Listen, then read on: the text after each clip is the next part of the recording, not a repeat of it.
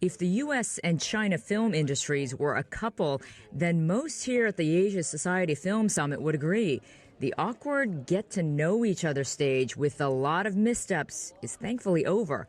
Now it's all about mutual understanding and swapping of ideas that work both ways. Chinese-American director John Chu, who's directing the film version of the best-selling book Crazy Rich Asians, sees the shift in behavior. I think it's about understanding each other's cultures. Those lessons have been learned, which is a sign of maturity in that. And even in the meetings that I go to now, that conversation of, are we doing this in the right way, not just are we doing this, is the conversation that's being had. And that deeper understanding is forging stronger partnerships. The latest is Alibaba Pictures and Steven Spielberg's Amblin Partners.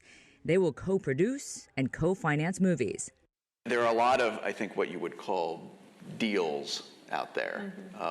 And that's what they are, they're deals. But there's no connective tissue there. For us, partnerships are great when you are learning from each other. Whatever we work on together, it has to be, like, we have to feel very organic about it. It's not something, like, we're not going to force any Chinese elements into Steven's movies. There is, however, growing concern over the box office slowdown in China.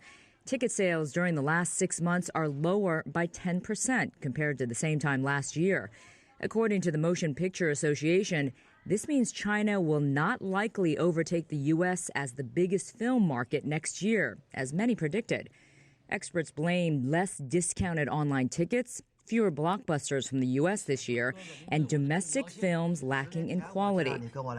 But the slowdown could create more opportunities in the Chinese market. That's at least the hope.